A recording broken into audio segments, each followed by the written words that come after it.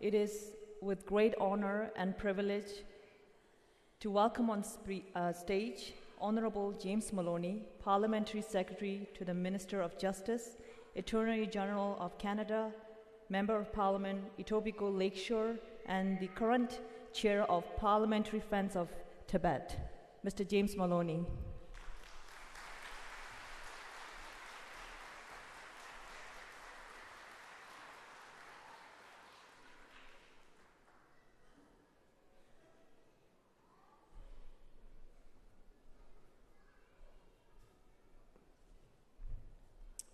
Thank you. Good morning, Tasha DeLay.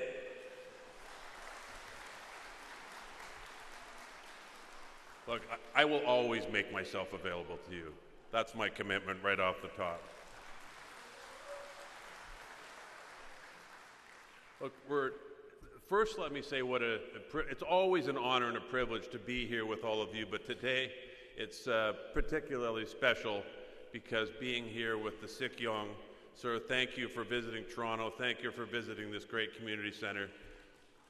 It's a very special occasion for all of us. And my friends from Washington, from the International Campaign for Tibet, and the representative of His Holiness, it's very special to have you here in Toronto as well, thank you for visiting. And my friend Sharap from the Canada-Tibet Committee, who I enjoy working with on a regular basis. Look, we're here to celebrate two very important milestones, two very significant achievements. You know, the Resolve Tibet Act and this unanimous motion, which was passed in Parliament on June 10th, the act was signed in the United States on July the 12th. These are the result of a long road. They're an achievement that could only be done because of the hard work, as was pointed out, by the Tibetan Canadian community and the Tibetan American community. Look, I'm a politician. We were there. This achievement happened in Parliament and in Congress, and we can pat ourselves on the back all day long, but this does not happen without you, so thank you for that.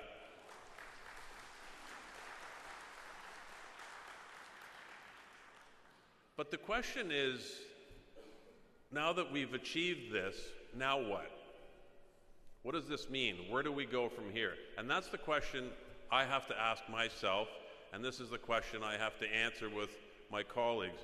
And I also have to say thank you to my colleague and friend, the Honorable Arif Virani, who would have dearly loved to be here today, who was a big part, he and I, working with all of the parliamentarians to make sure this unanimous motion passed. As Sharap said, it had support of the Liberal Party, the Conservative Party, the NDP, the Bloc, the Green Party. And let me tell you, it is not easy to get everybody to agree on anything in that House, so this is a significant achievement. But the now what is the most important thing, and I'm asking myself that because I've recently taken over as the chair of the Parliamentary Friends of Tibet from Arif. So my commitment to you is that I will continue to work and advocate when I come to Washington. I will continue to work with my dear friend Sonam Lankar here in Etobicoke Lakeshore, who does a remarkable job with this center, and thank you, sir. But I will work this fall and this winter as long as I can with all of the different Tibetan Canadian organizations, because awareness is how this starts. There's a political process, there's a social process, and there's an awareness process. The political process we can work on in Ottawa and in Washington. The social process, where's the first ever Canadian Tibetan filmmaker is in the room somewhere today? Right over here. Look, there is a movie that we are going to be seeing very soon, hopefully at TIFF, which is going to be groundbreaking. And those are the types of platforms, those are the forums, those are the places where we need to get the message out. And there are so many others, and I'll give you two examples. Look, in Ottawa, we will continue to we have the Tibetan Day on the Hill. We will continue with the parliamentary intern program. Where's Kelsang? She's sitting right there. Kelsang. She interned with me in June of 2023, and I wouldn't let her leave. She continues to work in my office now while she attends the University of Toronto, and she's the future. She's an example of why there's such hope. I learn from her every single day. But we also need to keep working in other ways. I'll end with two stories. In March of 2022, shortly after the invasion of Ukraine, there was a march in downtown Toronto in Nathan Phillips Square, and there was 20 or 30,000 people. And there was Canadian flags everywhere, but there was also flags from countries from around the world. And I'm walking through the crowd, and right ahead of me was this flag right here. And the person beside me said, "What flag is that?"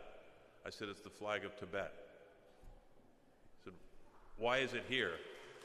I said, "If there are people who know what it's like to be culturally oppressed, it is the people of Tibet.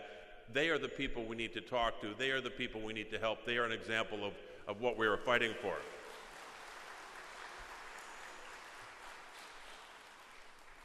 And here's another recent story that I can share about how advocacy happens in the strangest ways, in ways you didn't anticipate.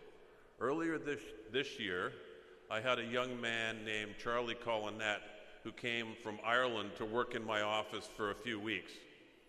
I know his parents who live in Ireland, and they wanted to come over to Ottawa and learn about the Canadian parliamentary system. Well, his arrival coincided with this year's parliamentary intern program. So he spent his whole 2 weeks here working with our Tibetan parliamentary interns. So when he left, I said, "You've learned more about the Tibetan issue than you did about Canadian Parliament." And now that young man is back in Ireland telling everybody what he learned, and he's now going to be an advocate for what we're here fighting for today. So you have my commitment, you have my pledge, you have my support. I will continue fighting in Ottawa, making sure that every one of my colleagues knows what I know, and every one of my colleagues knows how important this is until we achieve our goal. Thank you very much. Dudiche.